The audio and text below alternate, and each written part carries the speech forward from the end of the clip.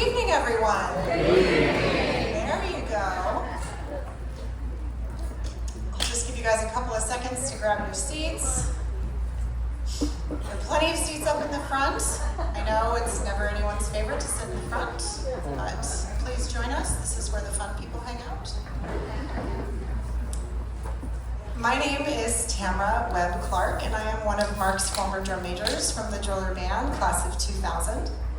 My spouse, who's here this evening, AJ Clark, clarinet class of 99, and we met in Mark's band in 1996, before this one time at band camp was anything but. What an honor it is to be here tonight. We're surrounded by Mark's family, his friends, his colleagues from the music and educational communities, and we are here for his tribute night. The family would like me to remind everyone that this evening is to be a joyous occasion. They ask that you stay after the formal program concludes to enjoy yourselves, share a beverage, have some more charcuterie, and reflect together on Mark's incredible life. A few reminders as we begin this evening's program. Please take a moment to silence your cell phones.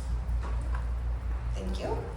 And settle in for an evening of music, stories, songs, and reminiscing about Mark's life of service to his community, the fellowship to his band and musical family, and the 40-plus years he spent as a formidable force as a champion of music and music education all over this country.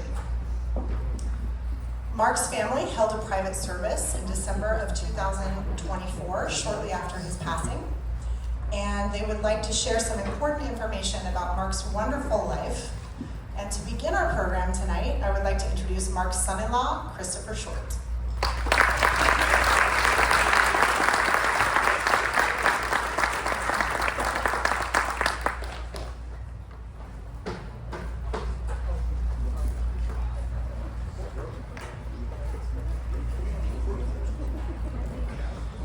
Good evening. Good evening. Thank you for being here today to celebrate the life of Mark Lee McGuire, husband, father, son, grandfather, teacher, mentor, and lifelong musician, and father-in-law to me. Mark was born in St. Petersburg, Florida in 1955 and grew up in San Diego, California, where music quickly became the center of his world. From the time he picked up the trumpet and led the marching band at Mar Vista High School, it was clear that this wasn't just a hobby, it was a calling. Mark met Margaret, his future wife, while they were both playing in the Southwestern Community College band. He was on trumpet, she played flute. Their shared love of music became the foundation of a 47-year marriage, friendship, and partnership. Together they built a life grounded in music, family, and service.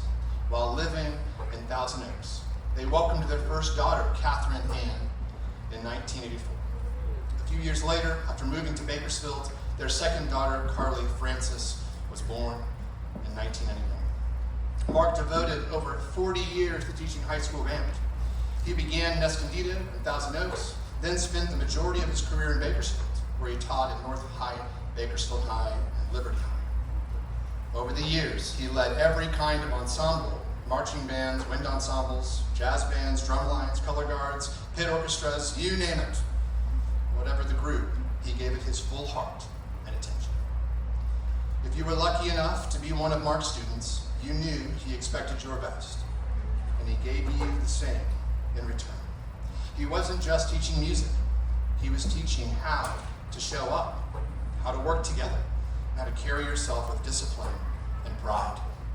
And of course, one of his most quoted lines still rings in many ears. To be early is to be on time. To be on time is to be late, and to be late is inexcusable. You know. This band room was more than a classroom. It was a home base, a safe place, and for many students, it was where they found their voice. The impact he had had didn't stop when the music ended, and it continues in the lives of the people he taught and mentored, many of which are in this room. After retiring in 2018, Mark and Margaret traveled the country in their motorhome, visiting more than 30 states. He loved cooking, volunteering at the Guild House, and especially being Papa to his granddaughters, Emcee Jane, born in 2011, and Hazel Grace, born in 2014. Mark is survived by Margaret, his wife, 47 years, his daughters Kate and Carly, sons-in-law Christopher and Corey, granddaughters Emcee and Hazel, his mother, Connie, his brother Matt, and the many students, colleagues, and friends who were part of his extended band family. On behalf of the McGuire family, thank you for being here today. Thank you for remembering Mark, honoring him, and celebrating the life of a man who gave so much to so many. Well, at this time, I'm also going to share a reflection from Mark's mom, Grandma Connie. I remember the day you were born. Not so tiny, but with cute little fingers and toes. I loved you right away. Your granddaddy Rusty and Grandma Frances also adored you. They took very good care of you as you were growing up. Speaking of Granddaddy Rusty, the expression, "it's better to be 10 minutes early than 1 minute late," it came from him. Not sure when you ever learned that.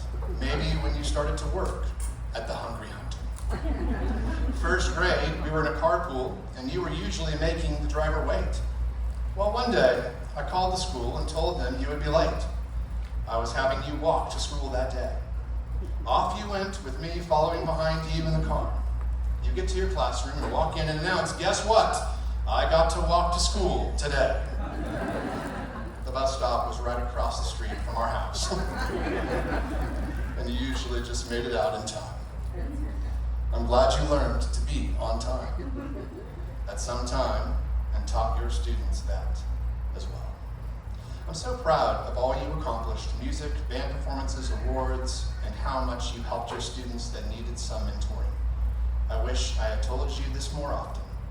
Our mileage apart kept us from seeing each other often. You were an awesome leader, and it has benefited many. I miss you terribly. Not a day goes by that I don't think of you. Look at a picture and remember so many things. Parents, tell your children how proud you are of them. Don't wait. I have loved you since day one, Mom. She really wanted to be here this evening, so thank you for letting me read that on her behalf this evening. Now some words from Uncle Bud. Hello everyone. I'm Mark's Uncle Bud, sending greetings from Hong Kong. While not with you in person, I'm with you in spirit to commemorate the amazing life of my nephew, Mark. I was with Mark the day he was born and held his hand minutes before he died. In between remains an incredible life journey that you are so lovingly celebrating today. Thank you, one and all. Mark lived with purpose and heart. He was deeply committed to helping others grow, not just as musicians, but as people. He held high standards, always encouraging those around him to give their best. And most of all, he inspired. While others might have seen limits, Mark saw potential and possibility. Thank you for honoring Mark in this way. May his earthly and eternal lives continue to bless and inspire you. That is from Uncle Bud over in Hong Kong. Well, at this time, I'm about to hop off the stage, but I wanted to just briefly share just some reflection of my own as a son-in-law. Some of you may actually know a bit of some of these stories, but I want to share one story and just two thoughts. One story, two thoughts. First, when I think of Mark, I think about the first time early on in my relationship with his oldest daughter, Kay, we were dating at the time, when I walked up to the house and was greeted by Kate at the door. And I walked in to the living room, and I was greeted by Mom, what would later become Mom. And then I walked into the kitchen to find a man with a furrowed brow staring right through me while sharpening his knives. No joke. It was like a scene out of a movie. It was a trip. I would later find out from Kate and also from him that I was his worst nightmare as a drummer, as far as the one he would ask his oldest daughter to marry. So that's the brief story that I wanted to share. I also wanted to share two thoughts to honor Dad. First, Mark was consistent, wasn't he? He was very consistent. He was consistent in the classroom. He was consistent in the home. He was consistent in temperament, one of the most consistently, emotionally kind of stable people I met. Maybe not for everyone in this room. For me. He was consistent. He also really enjoyed good things. He enjoyed the zest of life. He loved good food. He loved good drink. He loved good music, as we're going to be hearing even this evening. And he also didn't just raise a good family, good daughters, but he raised a great daughter who I get to live life with, who really carries on, in many ways, his legacy, and also in his grandkids, his granddaughters. In many ways, Dad lived out the truth that you can't add days to your life, but you can add life to your days. And he added life to so many here in this room. So without further ado, let's let the show roll on.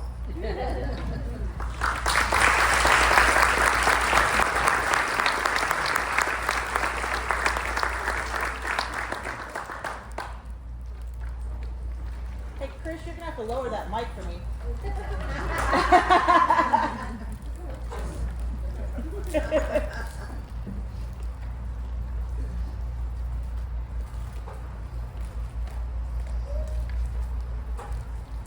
Thank you so much, Christopher. That was a beautiful tribute and many gorgeous words and readings to your father-in-law.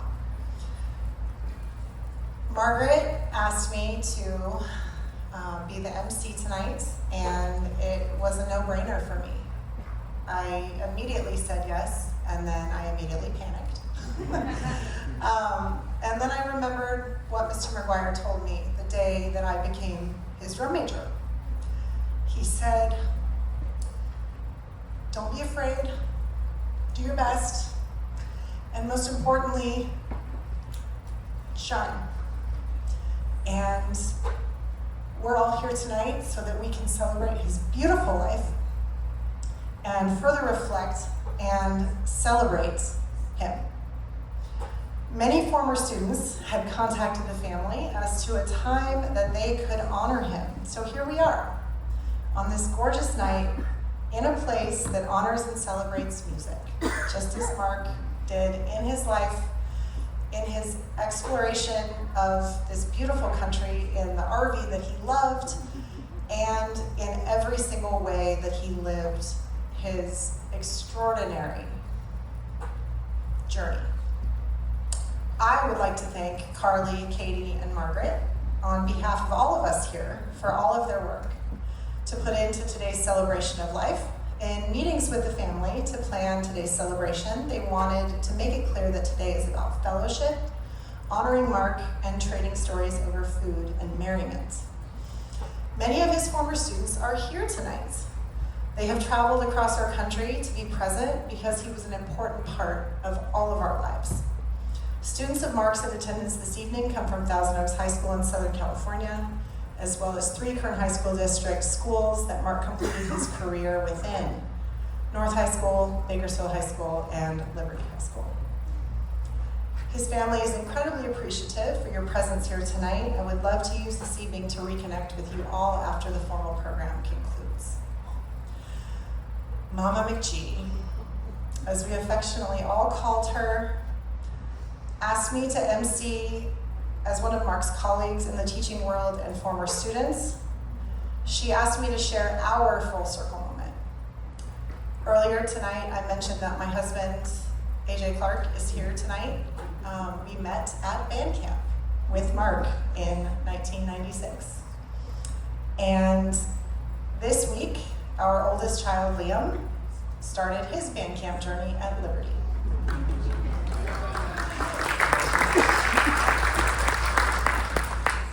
So if it wasn't for Mark and the band family that he so thoughtfully and wonderfully curated over his 40-year career, my family and many other families we all know and love literally would not exist.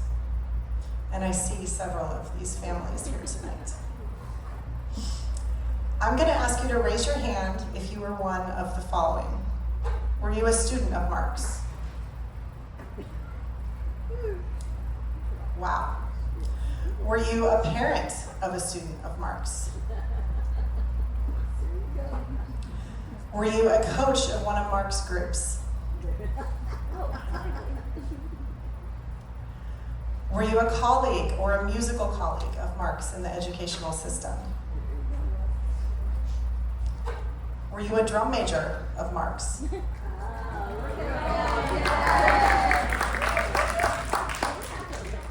Were you a friend of Mark's? I think we can all raise our hand at that one. What a testament to these many hands raised to the life and legacy of our Mr. McGuire. Mark wore many hats in his life. He was a son, a brother, a husband, a father-in-law, a grandfather, a high school music educator, founder of many musical groups, a member and colleague of many, an admirer of Drum Corps International, an amazing chef, golden retriever owner, RV enthusiast, avid Costco shopper. Collector of hats and refrigerator magnets, of which you can see in the back tonight. He was a reliable neighbor, a wonderful friend, and an amazing colleague to everyone that had a chance to work with him in any of those capacities that I mentioned earlier. The family have invited musicians tonight who were involved in his life, as well as some of the extraordinary people who wish to share their experiences with Mark with all of us during his tribute. Mark would not have liked a fancy party. He would love lots of music, and he would want people he knew to reconnect and reminisce about all of the fun times.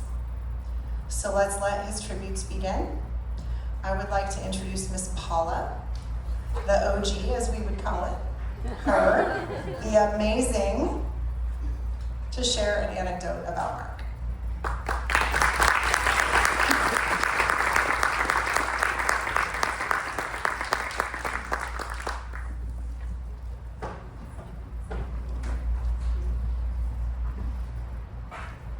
Since I'm the OG, I gotta put my readers on.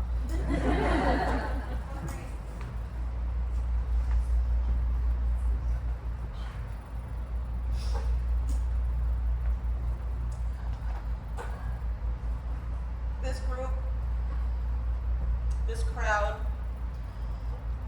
what an amazing testimony to the man Mark was and the impact that he had on so many of us. For those of you that don't know who I am, which is probably most of you in the room, my name is Paula Pesut, was Swartz when I was in high school, and as Tamara said, I'm pretty sure I am the OG band student in the room. I was a sophomore at Thousand Oaks High School when Mark became our band director. It was the summer of 1981 that we showed up to band camp and we met this man with reflective sunglasses, red dolphin shorts, and a megaphone. Little did I know the impact that he would have on me over my life over the next 44 years. I have so many memories of Mark during my high school years, a lot of which include him telling me to stop talking. I was definitely a talker in high school, and Mark would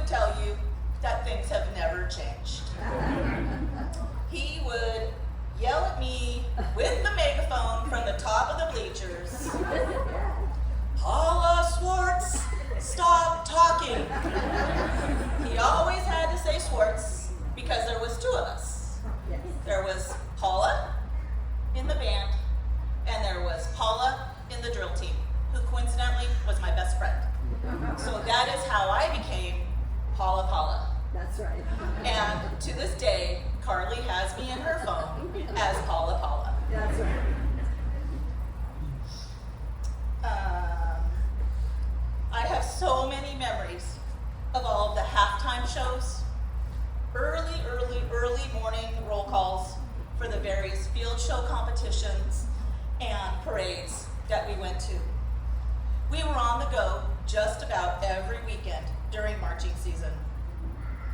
A few that stand out to me were the many Camarillo Christmas parades that Mark was not real thrilled about us decorating our instruments to walk in. The times that we went to Antelope Valley in the freezing cold, and him and Miss Andrus had to go down on the field for the awards, while all of us were bundled up in blankets. They were down on the field. One of the most memorable was when we went to the California and All-Western weekend, where it was pouring down rain. I mean to tell you, pouring down rain. The band directors got together. They agreed we were going to march in our alternate uniforms, so we didn't ruin our fancy band uniforms. And our drill team went down in jump splits in the middle of the field on the 50-yard line in one of the biggest mud puddles you have ever seen in your life. And those girls were so proud to do it. The following day was All Western Band Review, which because of the rain, they moved it inside to the Long Beach Arena. And so we had to march back and forth from one end of the arena to the other end many times until we finished our march. And the drum, we'd get to the end, and I think Evan was our drum major that year. And we would get to the end, and he'd whistle, and we'd turn around. There was a mix-up at one point, I know there was. I don't remember what happened, but I know that we just kept marching back and forth in this arena. And that's a long time to be marching back and forth inside of an arena. Thousand Oaks was early in Mark's band directing career. I believe, if I'm not mistaken, it was his first full-time job. He was basically kind of a sub at, was it Escondido, right? Where somebody had gone out sick, he filled in, did fantastic, but Thousand Oaks was his first band directing job.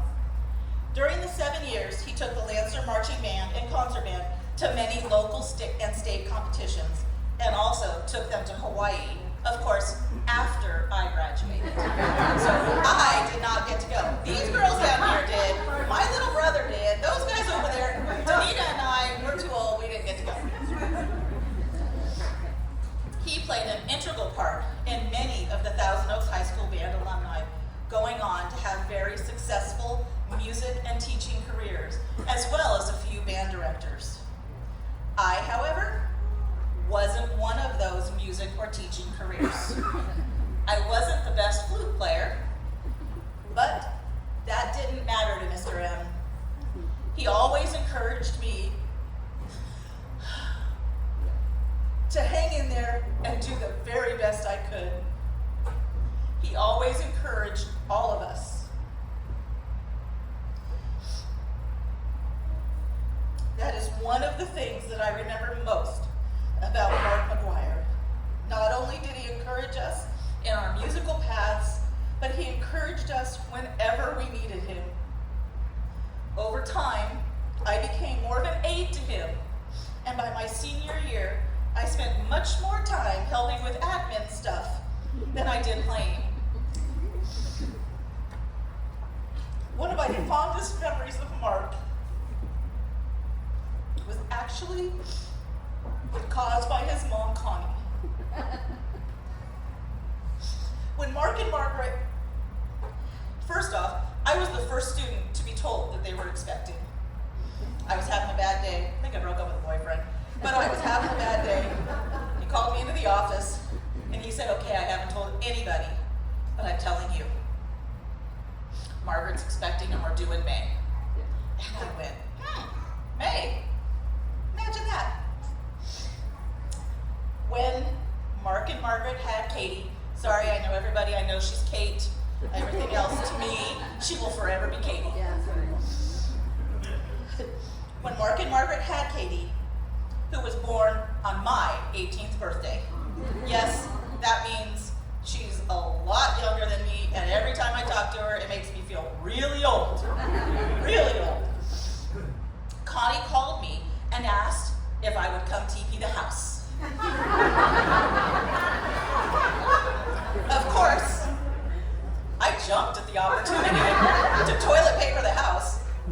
tradition, right? I mean, how many of us have toilet paper or left many creative yard decorations in the McGuire front yard? I mean, raise your hands, all of us, right? Everybody in the room. I've heard stories about you Bakersfield people. You guys got us to go beat. All we did was TP. You guys went to town. When my best friend, Paula Pesut, and my brother Jeff and I all went to TP the house, Mark's car was in the driveway. So, since it was before cell phones, because again, I'm the OG, we had to go to the nearby gas station and use a payphone. While I called to make sure that they had not gotten home, there was this black and white car that pulled up behind me with its lights a-flashing. When the officer came up to my window and said, "What are you kids doing?" I can't lie. Something I cannot do.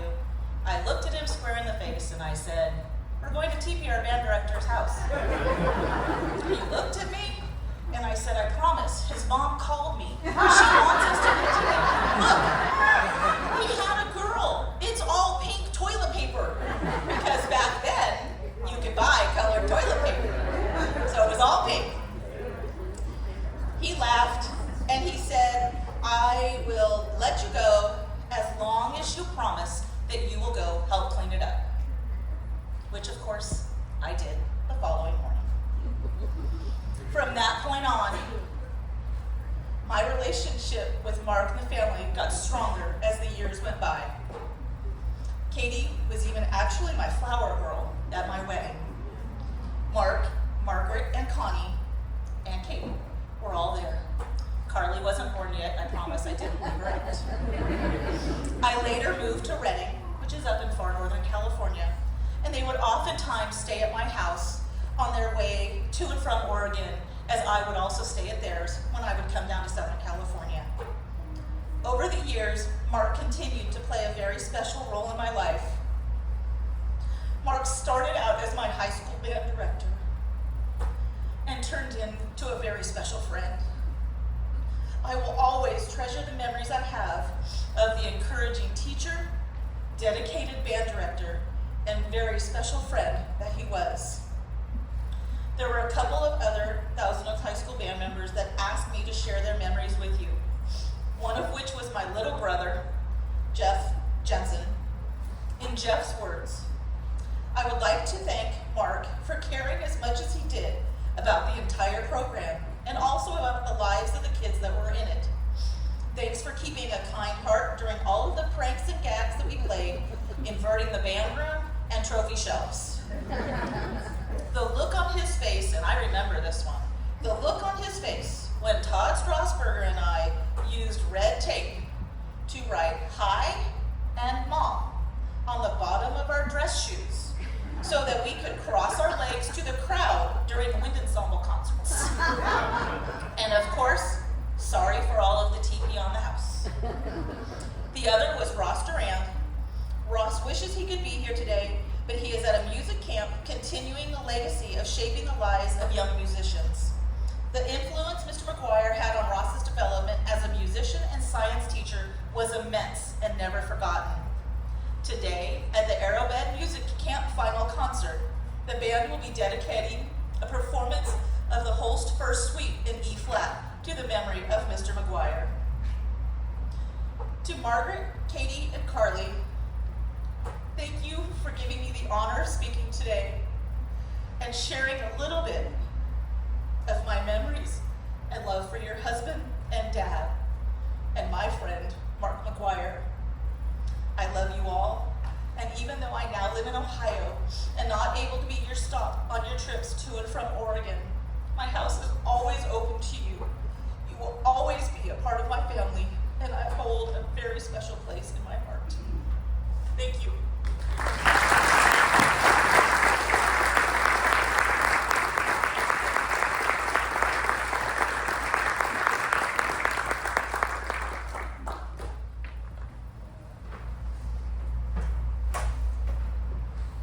Thank you, Ms. Paula, the OG. I would like to now introduce Christopher and Christian Lucas to play a musical exhibition tribute to Mark.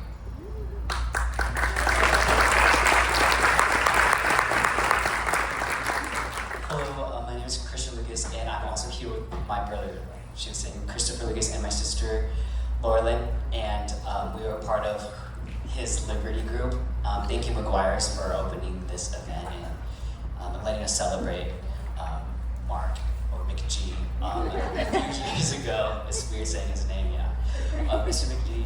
And a few years ago, we got to run into him at a Stockdale drumline competition, and my brother and I, we gasped, oh, like, Mr. McGuire, do you remember us? And he was like, of course, yeah, I remember the twins. And then a show was playing, and he does this, and my brother, gosh, like, he's doing the thing with his ears and his hands. Just so much joy and memories that I know that we all share. And now my brother and I currently are also music teachers, and we've been teaching for the past 10 years. Thank you. And a huge part of that, of course, is because of Mr. McGuire, a huge impact. And so like our hope too is just even a small fraction of the way that he taught and the way that he inspired and impacted his students, that we hope to do the same for ours. So there was a show called Out of the Box, and there was like this closing song that we would always do at the end of our marching band and drumline competitions, so I'm just going to sing it. And when the part goes this, if the Liberty kids know it, you gotta do it. All right. So long, farewell to you, my friend. Goodbye for now, until we meet again. I sing so long, farewell to you, my friend. Goodbye for now, until we meet again. It's been great to play and sing together in the band, and now it's time to say goodbye. So long, farewell to you, my friend. Goodbye for now, until we meet again.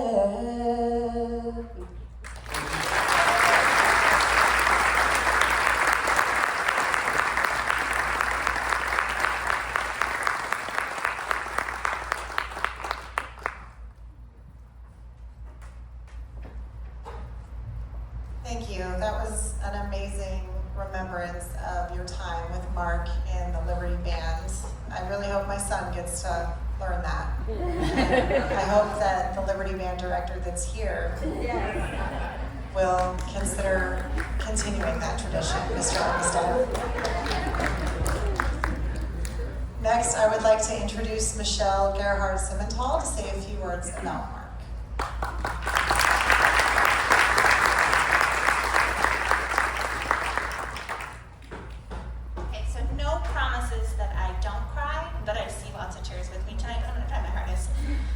Mark knew that I was a crybaby, so it's okay. So, for those of you who don't know me, my name is Michell Gearhart-Simental, is my married name, and I was lucky enough to work with Mark for many, many years. So, just a little tribute to talk about him tonight and share some moments with each of you, and continue this tribute of what we're doing tonight. So, if you didn't catch on, the common trend here is Mark wasn't just a band director to any of us. He was a legend and had an uncanny ability to turn any kind of chaos into harmony.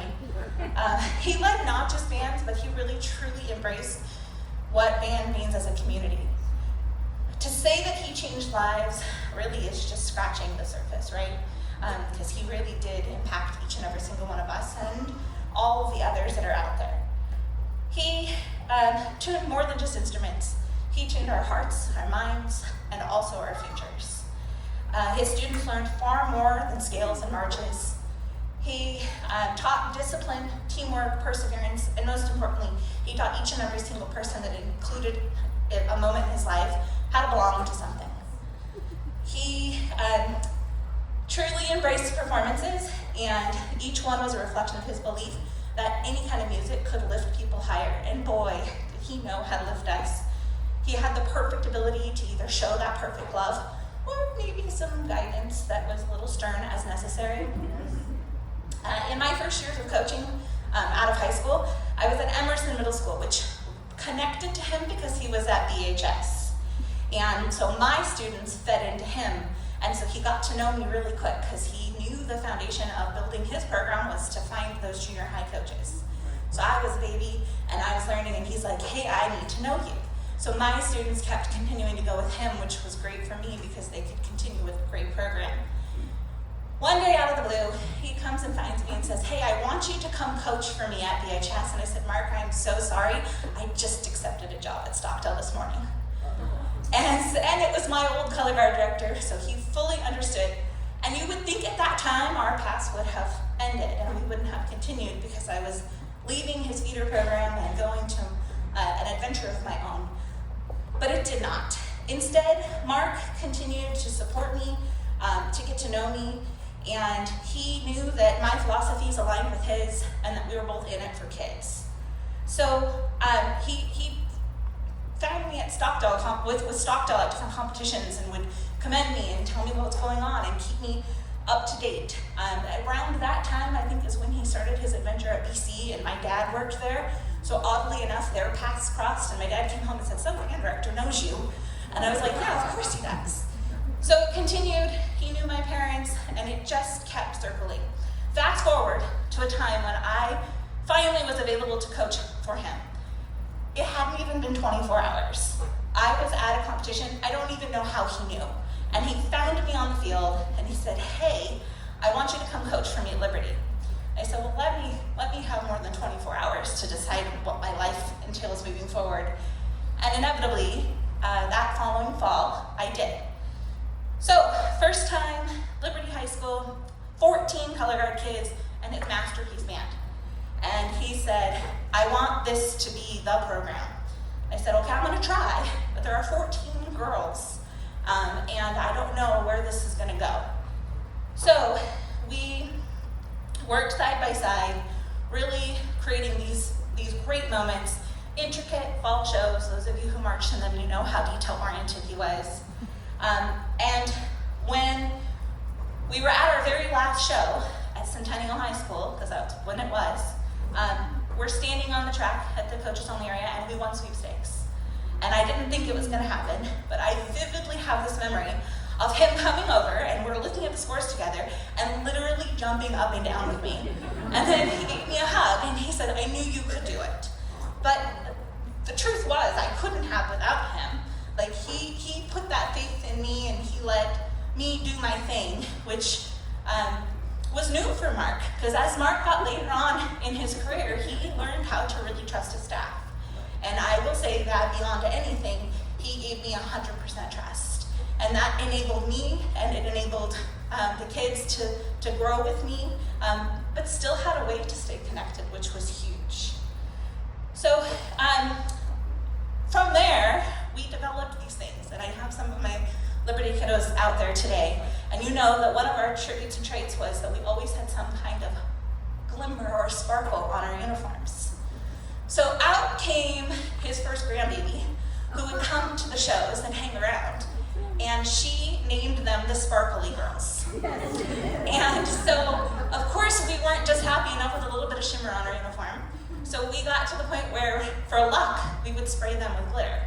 Now, Mark had this beautiful black peacoat, long, gorgeous, right? And he never wanted glitter on his jacket. But the girls loved to give him a hug for luck afterwards. And finally, one day, Mark embraced it, and that jacket probably still has glitter on it today. Yeah. So, lots of good moments. He was such a good sport about it, and he really embraced all of those moments with me.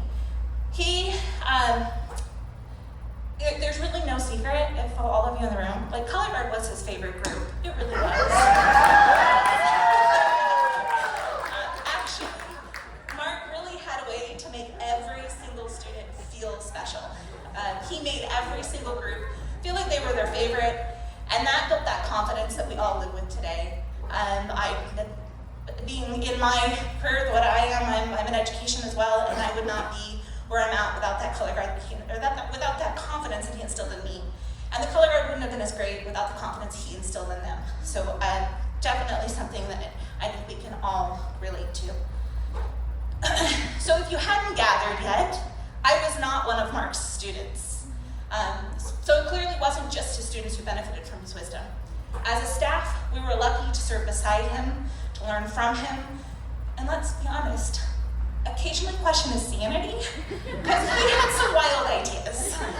Somehow it always worked out though, and we were there to support him and make it happen, even if we had to adjust it just a little bit. But he was a good sport and went with it. When we doubted ourselves, he didn't. When we messed up, he helped us laugh first, and then he really helped us fix it. He always owned us and everything we did. He gave us room to grow, he gave us room to make mistakes, and slowly become the kind of instructors who could almost keep up with him, because I don't know that there's anyone who really could. It was late November. I remember this one day really, really well. It was late November. Some of you guys were here, and it'll connect. It was a competition. We were walking, and he had his intricate timeline, and you know Mark time, right? So his itinerary was to the T, but it wasn't good enough for me. So I made a separate one for the color guard because I needed the girls to continue to keep moving and stay warm because it was cold. So we were in a different section, we were warming up, and I look down and we're walking, and I can see the gate from Centennial High School, and I can see the band going out onto the field. And I was like, oh dear, okay. So my phone rings, and it says Mark McGuire. And I answer, hello? He goes, where are you? I'm en route, we're coming. Come on girls, let's go a little faster. So we made it. Now, the thing is, we all know that Mark McGuire voice, right? I heard it in him. But he didn't let it go anywhere. The show went on, we took the field, we did our thing, and he never said anything. And to be completely transparent, that's not the only time. It happened again. So, fast forward now to my wedding day. Side note, okay? So like any good, well-planned wedding, we had a cocktail hour for the perfect pictures with our photographer. And like any wedding, it went a little long. So we're walking up to the reception hall, and I look up, and there's Mark. And he, with his band director Mark McGuire voice, starts looking at his watch. And he goes, let's go! And he lined us up to get us in with a giant smile on his face. It was really in that moment where I remembered, oh yeah, I did this to him several times. So lots of really good moments like that. Working with him over those years, I learned quickly that he also had this sixth sense for knowing when one of us was having a bad day. And his remedy was usually either like a really well-timed joke or news or information, sometimes a synthetic eye roll, because it wasn't something to worry about. But mostly, it was feeding us. Food was his love language, and he loved to feed everyone. So we knew every year we were going to get some Mark McGuire jambalaya. And we knew every year he was going to have something new for us to try, or Grandma Connie was going to make some tacos. It was happening. We didn't get it. And that was really him, and he would tell you the stories about Hungry Hunter and cooking and everything else that he did, and he just loved anything tied to food. And he made sure anybody who he allowed to love him as much as he loved us, because Mark really was special about his love. Knew that food was his love language. Not so much somebody feeding him, but him feeding others. That was truly who he was.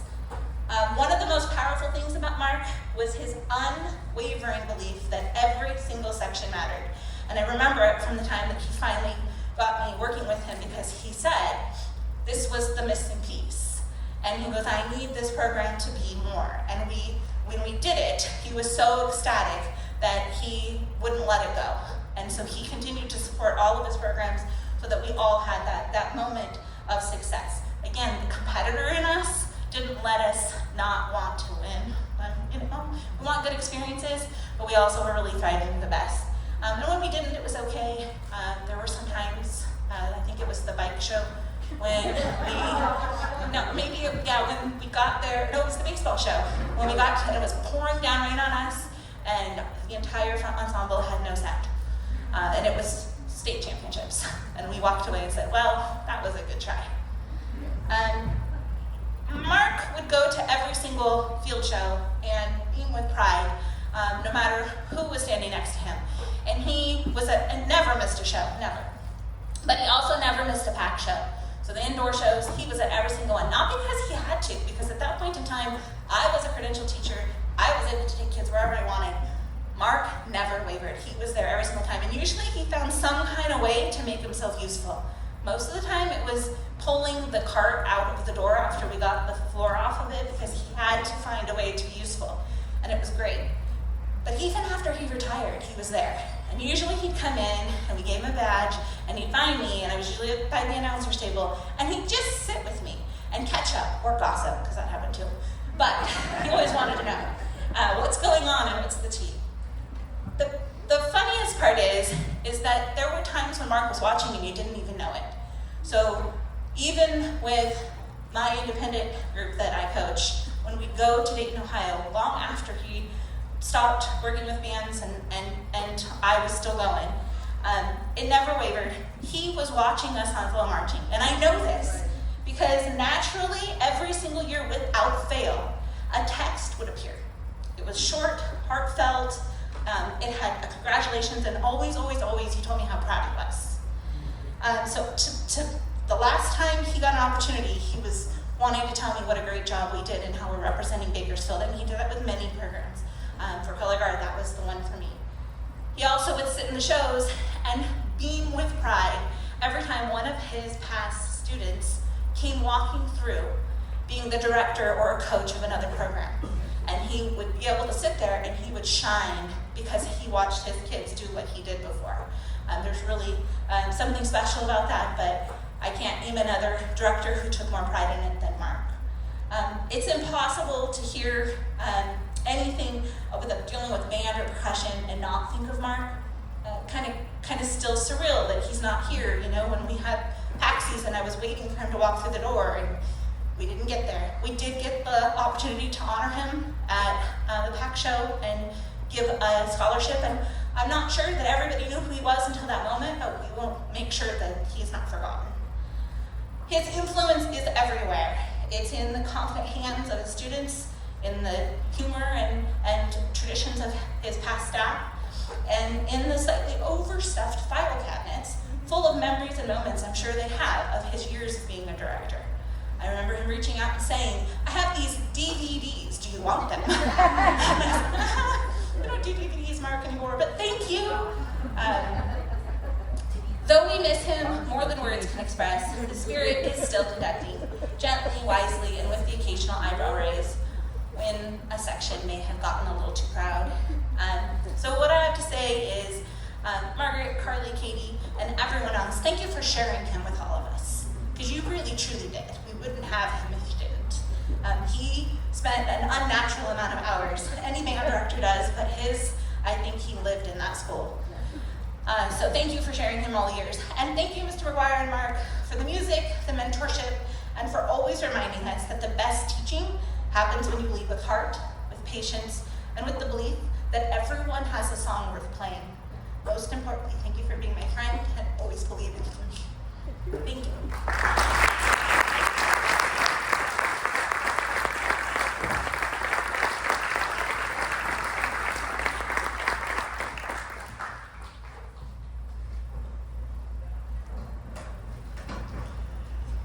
Thank you, Michelle. For our next musical tribute, I've got the quartet next. I would like to introduce Joe Haworth, Mike Raney, Hunter Raney, and Matt Ouska to play a quartet for us this evening. Thank you, gentlemen. Take it away.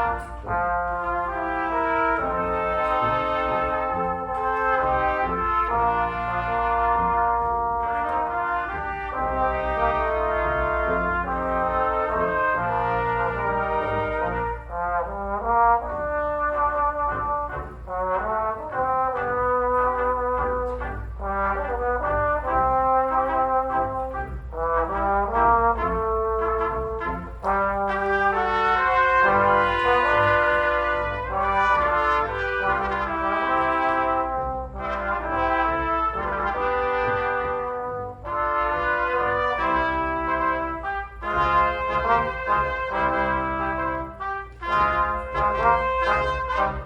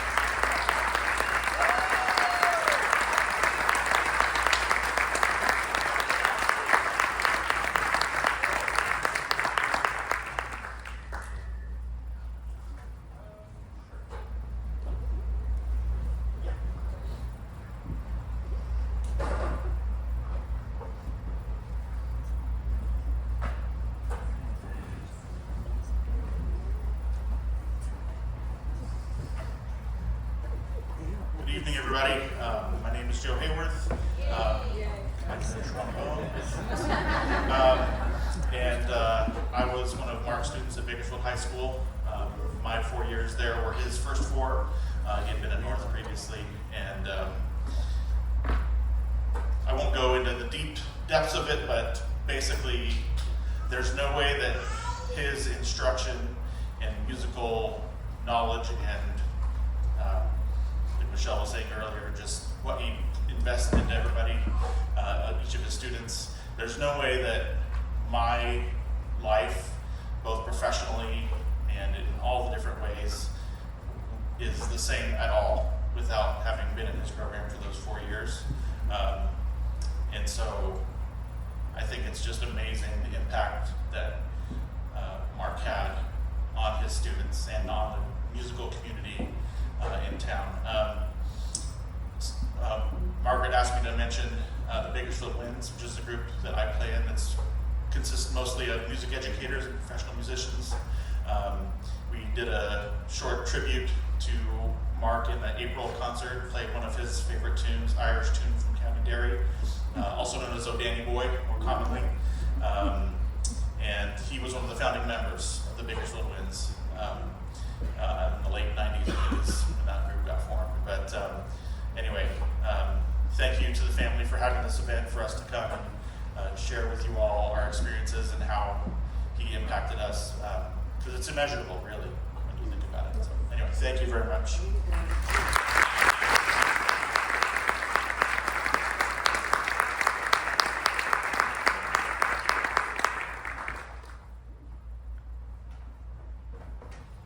Thank you to the quartet. What a beautiful and meaningful selection of several pieces that they chose specifically to honor Mark. Next, I would like to introduce y'all to David Ellis, Mark's longtime friend, drumline coach, and all-around amazing dude, to say a few words about Mark.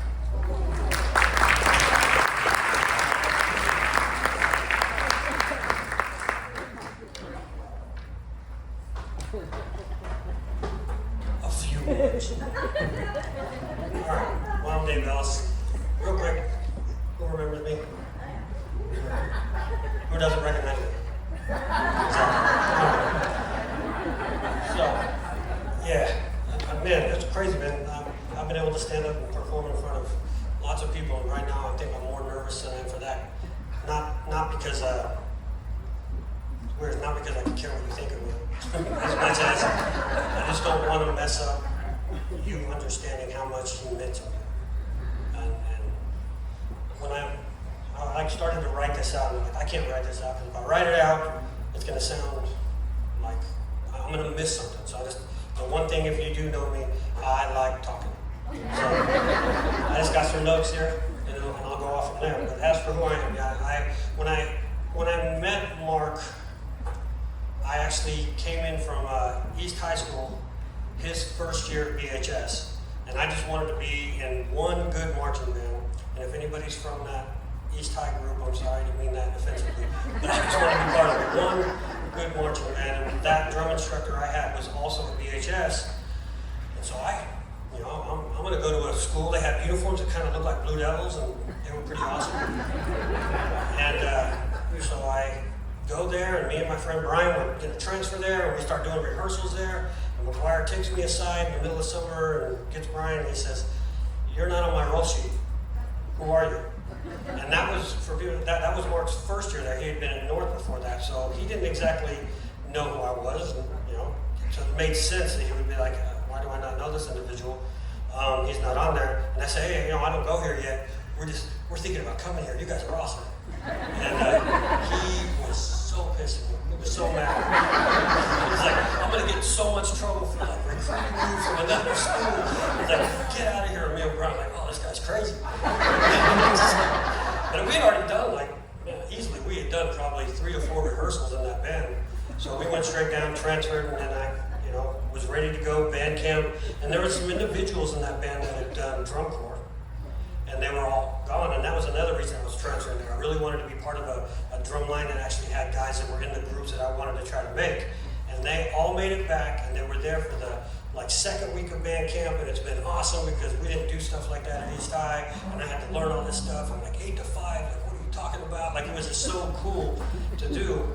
And that day that all of the drum corps guys got there, one of them kind of got mouthy with Mark. Now, with Mark being new to the school, he had a lot of kids who were like, "We want our other director back.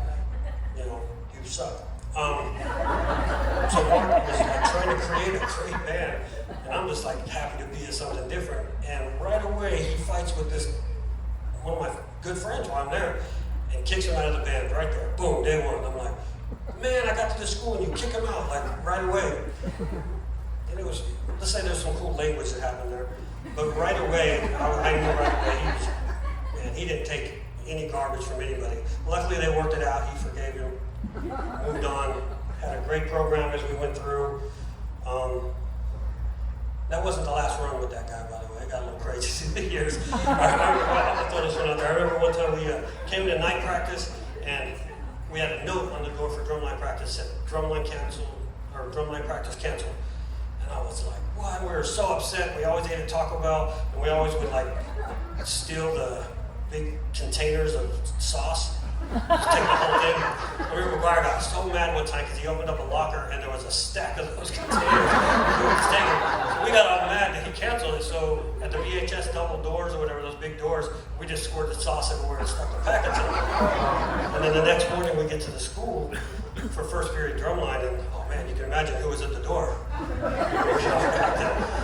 And we walked in, and we were all right away getting our drums, and that individual that I just told you that made him mad weeks ago said, "All right, everybody get your drums." And he said some mean remark about the director, because this director, blah, blah, blah. And if anybody remembers, Mark, when you did something wrong, and he heard it from far away, he just said your last name. So I always heard Ellis. You're good, you move on in life, right? This time was different. After that kid said that remark, he said, "Rollick, get in here." We're like, "Ooh." You don't ever say get in here. And they go in there, and it was awesome to hear them. They're going at it. We're all quiet listening. And when the door opens up, and he's like, "Ellis, get in." I'm like, "What the?" I didn't remember anything. He calls me in there. He lays into us, man. And I know it kind of sounds negative, some of the things I'm saying on it, but what I would become later, how important he was. And so you have to hear how he was when I was the guy being taught by him. And he forgave us for all that, and just like, "Hey man, get your act together," and everything was cool. Everything was cool until probably, when your dog makes a mistake and chews something up or whatever, and then you hold up what he chewed, and you don't even have to say anything, right? The dog's boom, right? And he's gone. So we had drumline rehearsal on Memorial Day. And he wasn't there for that. Our drum instructor, Andy, was leading that. Now, in the middle of nowhere, Andy says, "Hey, man, load your drums up. Let's go jump in front of the street sweepers at the parade and just do the parade in our street clothes." I'm like, "Heck yeah." So he ran down there, and he tells them we're we jump in and we do the parade and our street clothes, and it was fun. Don't tell the director, we'll get in trouble. And everything was cool, all the way until 3 days later when we're doing drum practice, and he walks in holding a Best Patriotic Performance trophy. The minute he showed it to us, he didn't say anything, he just held it up, and we're all like, boom. That dog was, off into the room. Man, that guy, he was, yeah. You can make him mad, but he forgive you and he'll just talk, because he really was just trying to create a great program at BHS, and we just had this horrible attitude. And I was that one kid that transferred in that was like right in there with that bad attitude. I told someone back here I was going to say this, but I'm going to say this. I almost punched McGuire in the face one time, an accident. Anybody who went to BHS knows you got that long hallway as you make your way out, and then you got the double doors by the bathroom. And I'm breaking up with my girlfriend in high school, and you know how that's the most amazing thing. You know, you're never going to find love again, and it's the most amazing love in history. You know, how could this happen? And so I'm out there handling that argument. It's going well, and he's in there trying to run rehearsal. And I decide I'm going to turn around and I'm going to punch the door, because you're a young man that's going to show her anger. And so I turn around, and right as I punch the door, McGuire opens the door. And I punched the door next to his face. He just cracked his face, and I punched right here and hit the door. And that might have been where he had his first heart attack. But he snapped, he looked at me, and I'm not saying he did this, but if he grabbed me by the ear and dragged me all the way to the office, he might have done it. It was close. He was pissed. He got me in there, but he didn't turn me in. He didn't take me to his, because it was bad. He just told her to go to class. He sat down, and he actually talked to me. He didn't get mad at me. He was mad at the beginning, but he wanted to help me with my problem that he kept hearing me interrupt the band with. And I remember that. I remember him kind of fixing things instead of going back with the band. He dealt with me in there.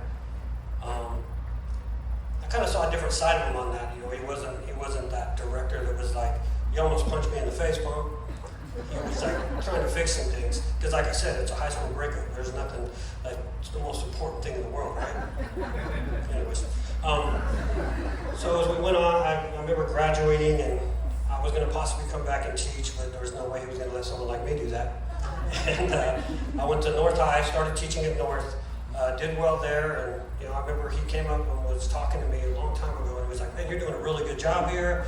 And we ended up winning PAC that year. Before they had a bunch of divisions. You kind of were like only 2 big drumline divisions, and we ended up winning there. And then that was the beginning of Mark recruiting me.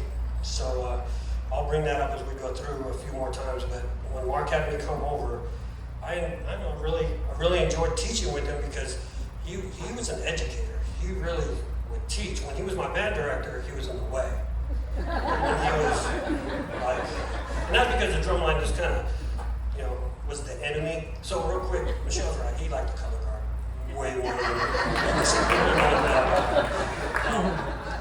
He definitely didn't like drummers. But he knew that I did a good thing there. He wanted me to do well here, and he would kind of shake me and give me, he would talk me and sit me down and be like, watch how you teach things, and be careful what words you use. And I still couldn't do that separation yet from age to student. I was like 19, 20 years old, and the kids were like 17, 18, 16, whatever, and I still had a hard time with that, but he did a good job shaping me as we made our way through there. But I still was like getting mad at him. Like, I wanted the horn line to be like drum corps loud. Like, why can't you make the horns play loud? And he's like, no, it's got to be musical. I'm like, musical sucks, man. It need to be loud. And it took me years of teaching with other directors also to find out what a great director he really was. But I didn't know that until I got around these other directors. I was like, man, you suck. Like they literally would be, that sucked, reset, do it again. And then we'd do it again, and then it'd be like, that sucked, move on. And I'm like, man, I'm used to this director for all these years. I taught with them, one probably 20 to 22 years area. So you have these expectations of him, and he was really good, but he still wouldn't let the horn line play loud. That made me mad. We would start designing together, and he had these great ideas and stuff like that, and sometimes they'd be dated, But you got to understand, in my mind, I thought they were dated, but I just didn't know any better because I was all about this young drunk core attitude. And we designed well. Things went really well. At that time, early on, he really didn't involve the color guard as much in the direction back then. He kind of wanted to do everything himself. And then he would just kind of talk to me, like, what do you think? And he really had to be hands-on. And I think as we went through the years, he was able to see what the staff could bring to his program and start letting them, he became more of a manager to where he can manage what he needed you to do. I need you to get them here, and I need you to get the girls there, and I need to, and as long as you handled your business, it was fine. But it took years, years of that. He schooled me a few times. I'm gonna throw a school one in there. So I'm standing in front of the band, got the pit right there. Do you guys remember that PHSP? You remember that big, huge drum major stand? It was tall, blue, ugly thing. He was up there teaching, and he's mad at the horn line. Or he's not mad, but he's trying to teach the horn line. They had quarter note triplets, and he was a bunch of them in a row, and he was a little upset at the way they were doing it because they were playing it one and and he needed it as a quarter note triplet. And for some dumb reason, I'm down there looking up at him, and I'm like, it's the same thing. He's like, no, it's not the same thing. I'm like, yes, mathematically, it's exactly the same thing. And we go at it. It's right here looking like, whoa, and the band's back there, and it's happening. And I'm trying to explain how, and he's telling me, we'll talk about this later, but not right now. It's a point where he about fired me right there.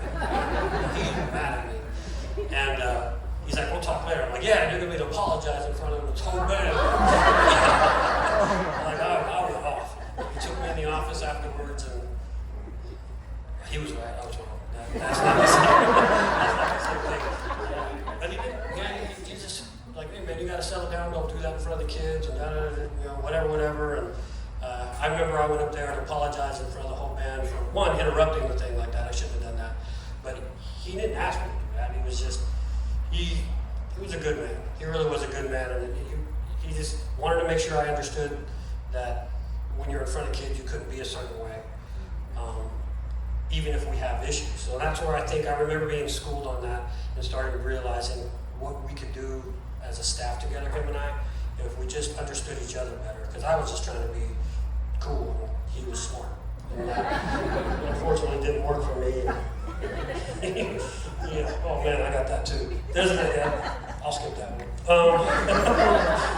But he used to make me kind of laugh. I'd tell some of the other staff members, there was always certain things that he would say, and he did it every single year, and I would be like, we would bet sometimes, like, when is he going to say this one? Like, doctor, it hurts when I do this. It's like, doctor, why does it hurt when I do this? And he'd say, well, then don't do this. And Larry does it. And he made it to October. I just had this little thing. In fact, I sent one to my daughter the other day, and I got all mad at him. I was like, damn it. He said, I told my daughter, he always said, like, why is there never enough time to do it right? But always enough time to do it over. And I'm like, man, I told my daughter that, and I got all mad. I'm like, are you serious?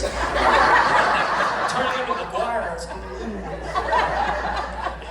And he always liked his 3s over 4 sand. He would do that. He was that was his moment to like, oh, I'm going to show these kids. Right type thing. And just every year, and I was like, oh man, he made it all the way through marching band season and didn't. I thought he would go 1 year without doing it. Which, by the way, he actually helped. I had a kid, for some of you that might have been there, was a kid named Contrell. And I love Trail. I call him Trail Mix. He's a really, really big guy with dreadlocks, or like Jerry Curl, and his brothers were all in gangs and stuff. And he was just this overweight, awesome kid. And he was in the pit. And he had this 2s over 3s part that I gave him, playing 2 instruments, and he could never really get it. And so Mark walked by one day and saw that, and I was like, I'm in. It was like, he was ready to go. Coach, put me in, I got this. So he's over there helping him out and doing it, and it still didn't work. He didn't get it. So I went up to Joe and I was like, hey man, I got something that's gonna help you get this. And so I told him, I need you to say this. I want you to say, eat your eat your gosh darn. I told him, eat your gosh darn chicken. Eat your gosh darn, but the other word. And so he nailed it after that.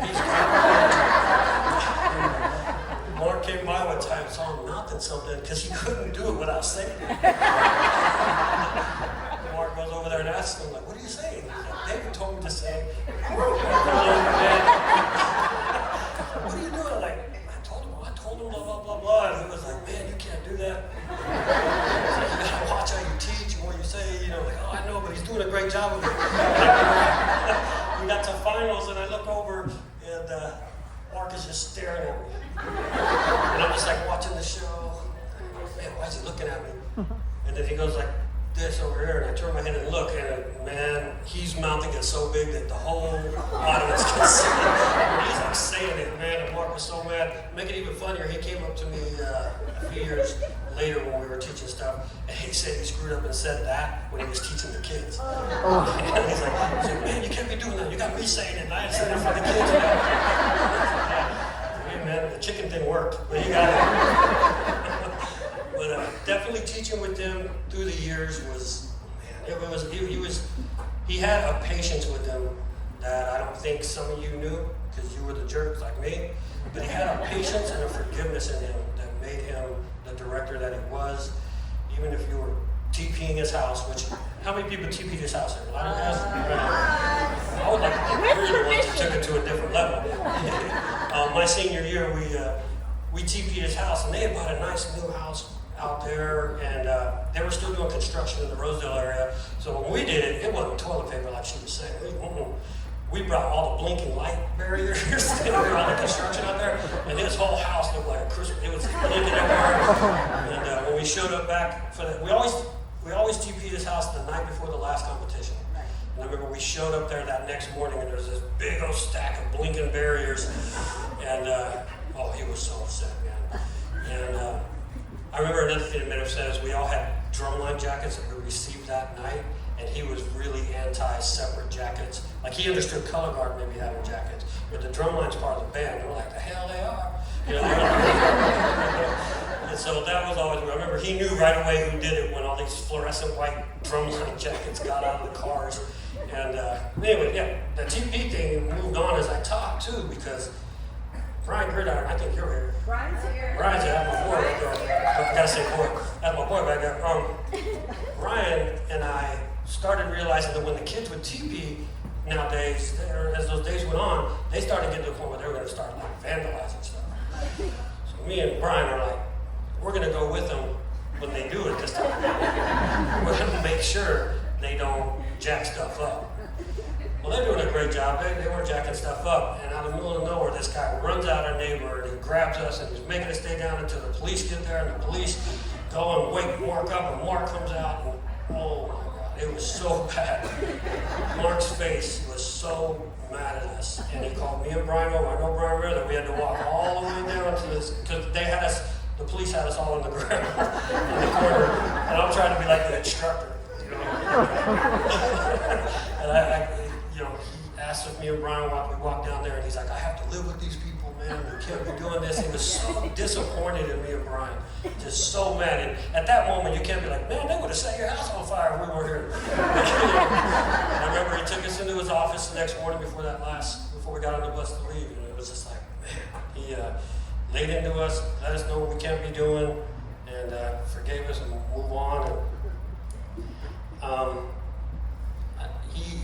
he told me one time, man, I like teaching with you because, you know, you have these, you try to stay as close to the kids as you can age-wise, but then you get in trouble. And I understood what he meant. He was like, you can't be that close. And I always told him that I didn't want to be like one of his Ellis teachers who were yelling at him at math, and his mom's mad because she didn't do this, and the dad's mad because of that, and I just didn't want to yell at him as much. And then he liked that, but then he also was like, you got to find a separation. And even when I left and was going to get married and move on, and I was moving out of town and finished my last year, they ended up with a new instructor, and I ended up not being married, come back. And he always found a way to suck me back in and get me back in. He was like, oh, we're going to hire you to do this. And, well, you already have a drum instructor. Yeah. And then I would be there, and it would push that guy out. And then that happened again when I left to do the Broadway show Blast. And I got back and I started teaching. He was like, hey, you can come over and help. And then it kind of pushed that guy out. Those two guys actually were really good friends of mine. And I didn't think I really looked at it that way until later. But Mark just wanted me back in there somehow with him. And so when he came to me and said, hey, I think I want to go to Liberty High School. And I'm like, what? You know, we've just been at BHS so long. And for some that don't know, Mark almost got Liberty's very first year.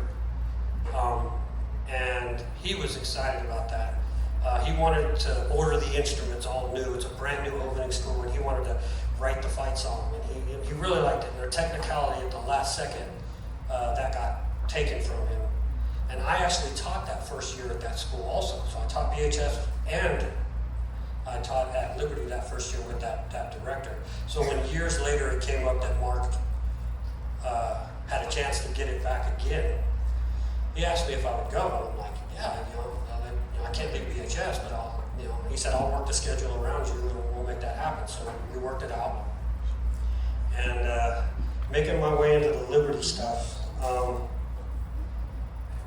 that was a weird year because those kids were super amazing kids at Liberty, and I had taught with that director, so I knew where they were kind of coming from. That director was really into making sure that the kids kind of almost like every other band was the enemy. You had to like fight and be better than all of them. And I taught with that guy, and he really did tell us that's what he wanted. He wanted you like it's almost like a football team. You had to hate the other bands. So when we got there, Mark was the enemy, especially me as a drum guy because we've been beating him every year. But anyways, and it took just a short amount of time for those kids that were so awesome and so amazing to see that Mark was an educator.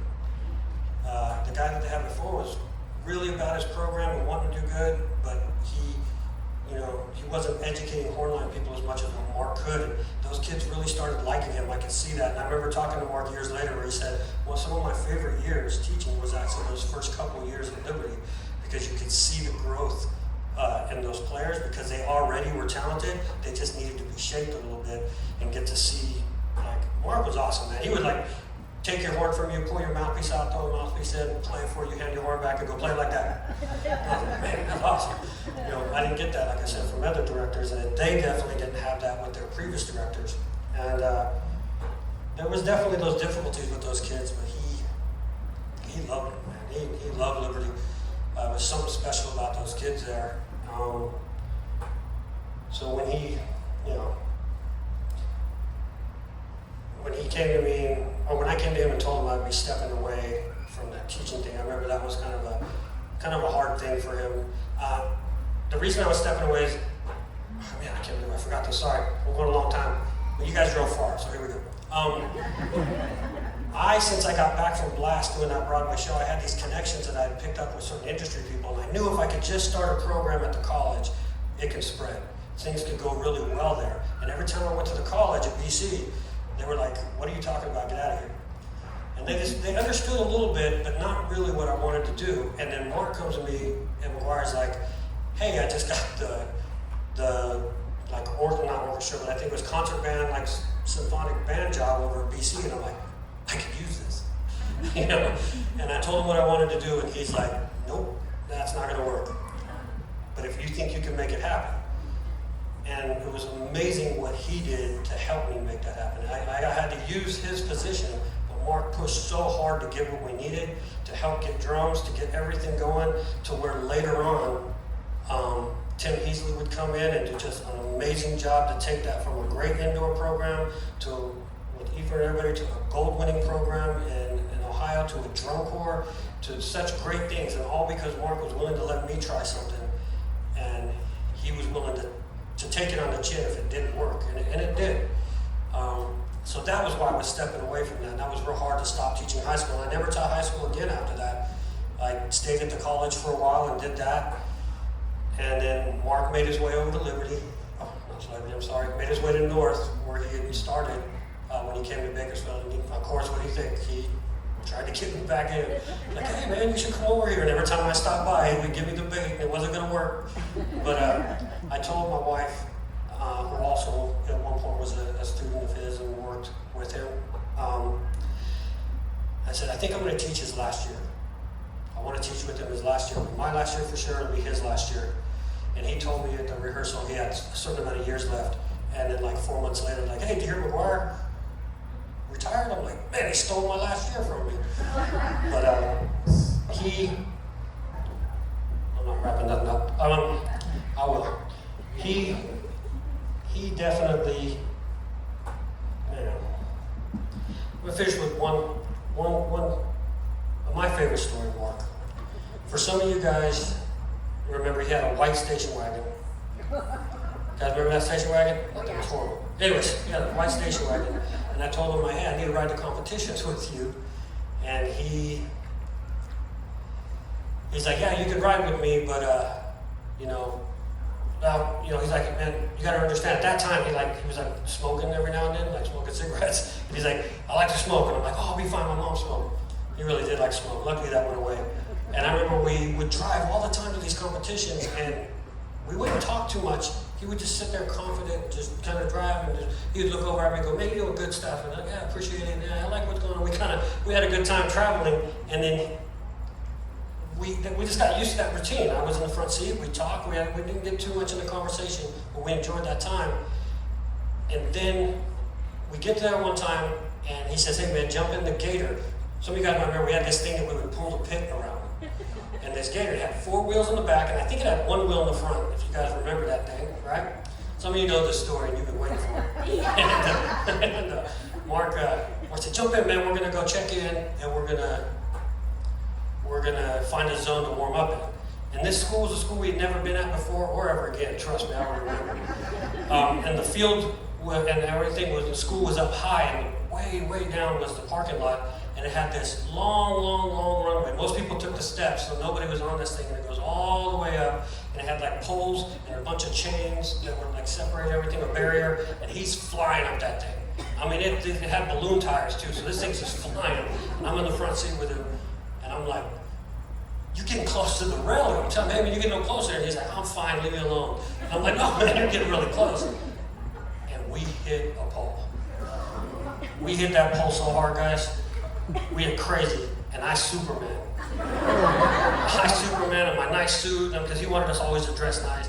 I Superman, boom, hit the ground, and I get up, and I'm like wanting to get mad because I know my clothes ripped, but I couldn't breathe. And I was like trying to get my air back, and I turn around and I'll get kind of mad because I told him this was going to happen, and he's over the handlebar, over the steering wheel, laying on the ground with his jacket over his head, and he's like, I go over there and I'm grunting trying to get him up, and he's grunting trying to get up, and his feet are stuck in the steering wheel, and I can't get him up, and things are messed up, and I finally get him up, and I'm doing everything, and he sits down, and I push the thing back, because when it hit, it turned sideways, and I get in there, and I push it back, and I sit down, and I'm like checking my clothes, because I want him to see that I'm upset about my clothes, and I turn my head and look at him, and he starts driving. I'm like looking at him, and I'm like, forgiveness. You know, this guy, he taught me forgiveness through all the forgiving things that we have. Forgiveness. And to this day, to our last day where he was here, me and Mark never once said a word about that. That never was brought up. You know, and he hit hard. But you can tell a lot about a man and by the company he keeps and his friends, and just seeing you people here. Some of you traveled so far to listen to a person talk way too long that you never met before about a man you haven't seen in a long time. That's Mark. That's how amazing that guy was. And his family is absolutely amazing. I've seen those girls grow up like they're little sisters to me. I had them both in my drum line. I can tell you right now, they never once, there's not a memory I have of those girls ever being an issue to where they used my daddy's the director type attitude. They were amazing. They went on and married great guys. Not as cool as me, but pretty cool guys. Both did percussion, so that's gotta make Mark even crazier. But I love you guys a lot. I do appreciate you letting me get up here and say way too much. We talked for so many years, guys. That's why the stories were a little bit long. You won't believe what I cut out. If there's anything you get from this long, way too long talk, it's forgiveness. Forgive the people in your life that might have done something weird to you. It'll make you happy. Mark was good at forgiving, because I did not deserve half of the life that he allowed me to have. From my wife to my jobs to everything I've done as a result of the patience that man had with me. Thank you very much for taking your time to listen to my cards.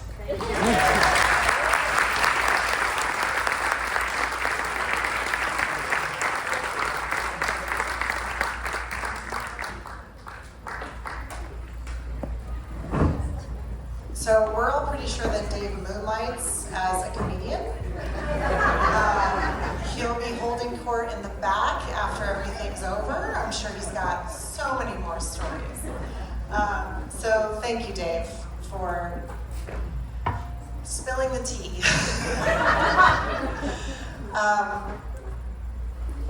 For speaking about all the amazing times we all had together in the late 90s and early 2000s in the Driller Band. You were a son to Mark, Dave, so thank you. I would like to introduce our last musician of the evening, Mike Stanley, to close our program with a final selection of music and quick discussion. After that, we're gonna give a toast to Mark, so hopefully everybody has a little something, or, you know, anything that you would like to toast with, or even just, you know, raising your hand to him. So, thank you so much, Mike, and welcome.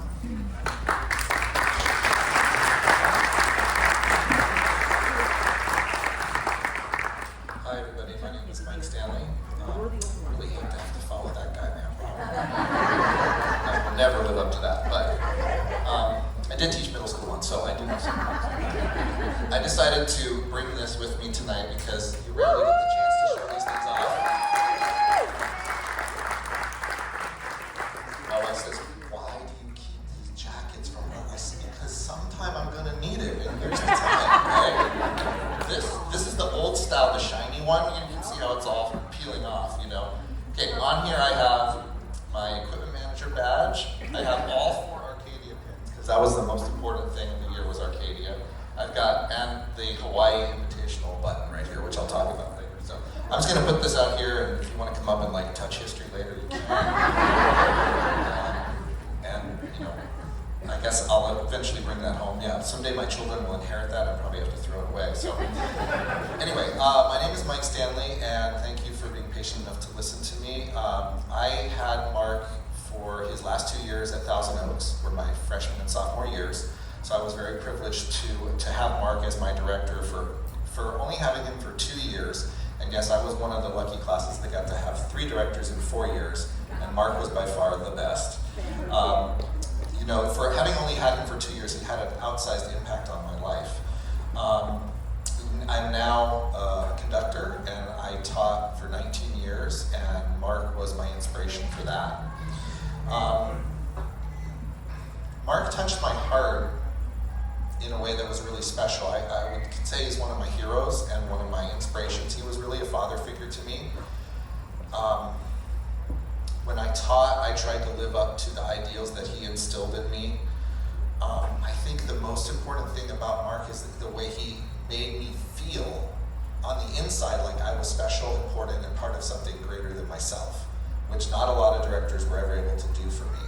And so I just held on to that throughout my life, and you know, I felt like he was always there for us and showed up for us in a way that was very special. I have a lot of memories of the time I had with Mark. I was really lucky to be a freshman the year that they went on the Hawaii trip, and there are some of my bandmates here from TO that were on the trip with me. Mark here was my roommate. Color guard down here at the front, we've got the representation. That was a huge thing, and I had no idea what I was getting myself into because I had never been on a trip like that or anything before. We had some goofy memories. Mark was one of my roommates, and Dave, our other friend, who couldn't be here today, was one of the roommates. And they got this crazy idea that they wanted to drop water balloons off the balcony of the hotel on the people down below. Don't ask me why. So, and I don't know if Mark knew this and just laughed about it, or if he never knew, but they went and got water balloons, and so we're sitting there on the 6th floor of the hotel, and we're dropping water balloons on the trash man down below, like where the dumpsters were, and then we would throw them, and then we'd run back in and hide, like, oh my God, what if he catches us? What are we gonna do? And somewhere, I also kept the key. I don't know where it is now, but they said, you better turn in that key. I'm like, I'm not giving this key, this is special. So somewhere I have the key. It was 6 something. I remember it was the 6th floor of the hotel. But that was a really special trip. I got to play the keyboard, bass, and the jazz band, and the horn, and everything. Mark also gave me my start in conducting because, and I don't know, he didn't really remember this too well when I told him about it it later, but I think when I was a freshman, we had a concert, and he said, who wants to conduct a march? And I raised my hand. So he let me conduct the Black Horse Troop March by John Philip Sousa, and I'm so grateful that he loved Sousa marches because I kept that with me as a teacher. But he let me conduct that march, and that was it. I was hooked. Like, I'm going to be a conductor now. I knew in like 9th grade I was going to be a conductor because of that experience. And then later when I saw him and I told him about it, he's like, I did that. Yeah, dude, my whole life. You know, from that, it was really cool. You know, because fast forward now, and I'm actually conducting for a living. He also sparked my interest in John Philip Sousa. I was like uber band geek. I went home and made a catalog of all Sousa's marches as a freshman in high school because I just thought it was so cool. And then I eventually became a music teacher. I taught middle school for 8 years. I taught high school for 11 years. And Mark was just one of the inspirations or the people that I tried to emulate when I was teaching. You know, he had that way of, you know, trying to be stern and trying to draw out the best in you at the same time. And after hearing all these stories today, I absolutely know I never lived up to his standard, but I tried my best. And I would just say he was really a special inspiration for me. I wish I could have spent more time with him, gotten to know him better. I think the last time I saw him was there was a 50th anniversary concert for the Thousand Oaks High School band. And I was able to go and play my French horn, and Mark was there, and he was one of the directors, and that was a really special experience to see him again, to play under his direction again, to find out the people I didn't know went to Thousand Oaks High School before me. Like, there were other band directors that I knew as colleagues. I'm like, you met him? I had no idea. That was really, really cool. Sometimes, you know, in your life, there are those like moments that you look back later, and they're like these pivotal moments. One of them for me was when my family moved from the East Coast to California when I was 7. But another one was when Mark left Thousand Oaks. Because I was like this clueless kid, and I had no idea. I wasn't in the gossip circuit, so I didn't know it was coming, you know. And then all of a sudden, somebody told me, it might have been Mark, I don't know, but somebody told me, and I just freaked out and like melted down because I'm like, I don't know how I'm going to live without this guy in my life. And the letter that he wrote and sent to us was such a treasure to me. I kept that letter and carried it from, you know, apartment to apartment to apartment, and I would reread it. And I don't remember the whole thing, but I remember he put in a quote from a poem about sooner or later the one who wins is the one who thinks he can. And that has stuck with me my whole life because it was just so special, and I really, you know, I treasured having that letter. Let me see. I just wanted to, I'll close with a full circle story because a lot of people have been talking about this. So I knew Mark was from San Diego because he had been to San Diego State, and I didn't know that much more about his early history. And when I finally taught high school, I taught at Burbank High School, and I followed a gentleman by the name of Dean Immel. Those of you may know, Dean Immel was from San Diego, and Mark's student taught with him at Mount Miguel. I didn't know this, and then Dean unfortunately passed away a few years ago, and there was a big memorial concert for him. Well, I took over from Dean at Burbank High School, and everybody said, you'll never do it. His shoes are too big. Well, literally, he had like size 13 feet, but you'll never be able to, he'll never be as good. I hope I did. I tried my best. But, you know, all of a sudden, I made the connection when I went to play the memorial concert, and I had worked with Dean as a colleague, and I knew him as a friend. And then we're sitting in the gym at Mount Miguel playing this concert, and I finally realized where the saying came from. To be early is to be on time. Came from Dean Immel. Dean told me, and I'm like, oh my God, that's where McGuire got that from. I had no idea. So I got to play this concert in the gym at Mount Miguel, a memorial concert for Dean Immel, and found out that Mark had student taught with him, and that was a real full circle moment for me. So I just, I won't be too long, but I just want to thank the family for allowing me to come and speak. I'm honored. I hope I've done Mark proud in the teaching that I've done and the other musical stuff that I'm doing. I'm just really grateful to have had him as my director. He was very inspirational. And I wanted to, because I played French horn in his band, I wanted to just play a little something for you. So I'm going to play the beginning of the Nocturne from Mendelssohn's Midsummer Night's Dream. It's a famous French horn excerpt, and it's a really beautiful little melody. And I want to do this in honor of Mark, and thank you for letting me speak today.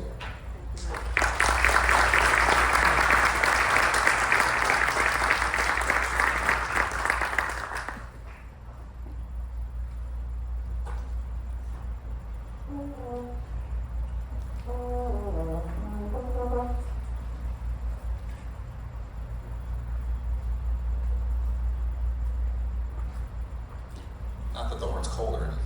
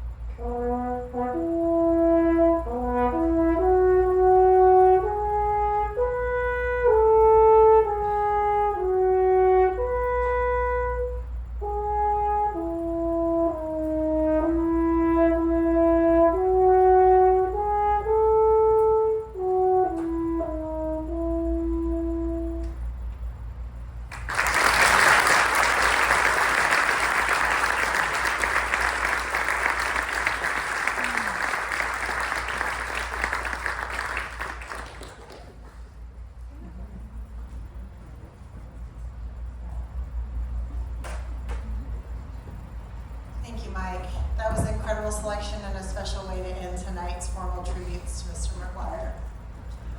In closing, and in advance of our group toast and group photo, the McGuire family wishes to thank you for your attendance tonight. Most especially, they wish to thank the speakers and the musicians who came today to play tribute to Mark. To end tonight, in a few minutes, we're going to ask everybody from the external sides here to move to the middle, maybe either in the hallway or to fill in this area as much as we can. Our photographer, Mackenzie, is going to come up and take a photo of everyone. We're going to put the house lights up. And then right after that, we're going to ask everyone to stay exactly where they are. And any speakers or performers or family, for just a couple minutes, we can meet in the back, and Mackenzie will take a group photo as requested by Mama Big G.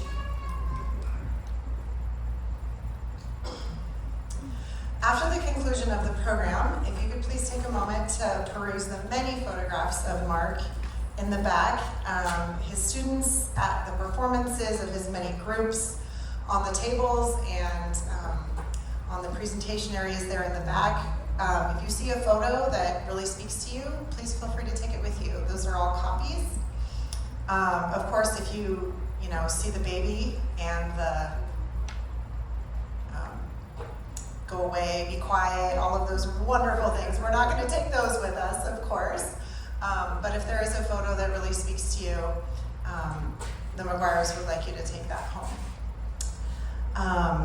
So please take the time to visit also the favorite memory card box in our display area in the back to memorialize your favorite memory of Mark. Of course, I'm sure everyone in this room could get up and do a complete set on Mr. McGuire. So if you could take that time to cherish those memories and sit down and pen out that story If you could do that and place it in the box for the family to enjoy, they would greatly appreciate that. So as you reconnect with old band friends tonight, colleagues, and maybe make a few new friends, the McGuire family would like to encourage you to have more to eat and visit with the family and one another in honor of Mark. So finally, I am to read a toast by Mrs. McGuire to Mark. So if everyone could please raise your glass.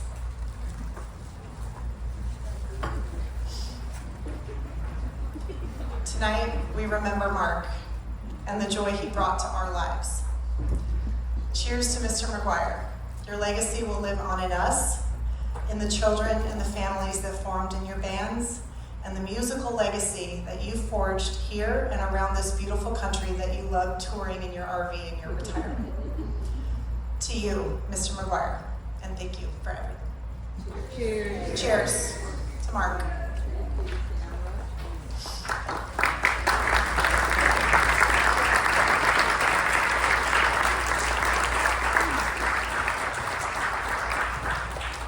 So if everyone on the sides over here could kind of just, you can leave your stuff where you are, but if you could fill in the middle, there's lots of seats here, there's lots of standing room sort of all the way in the back and the sides. We're gonna pull the house lights up and just take a group photo.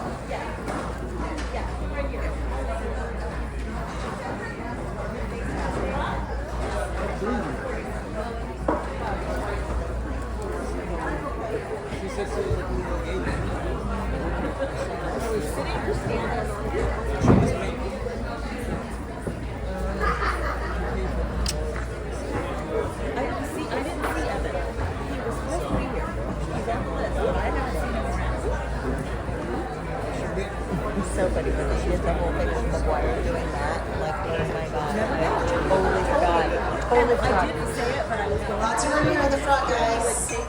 Lots of room over here on my left side, your right side.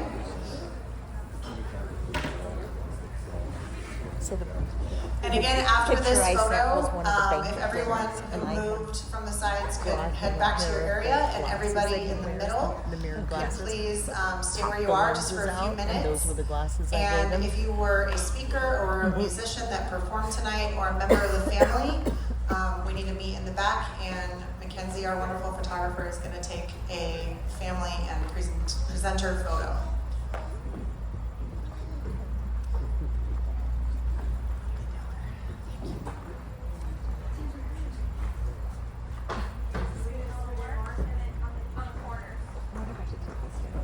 There's a camera. Okay. If anybody in an aisle could scoot in a little bit, we're trying to use a wide angle here.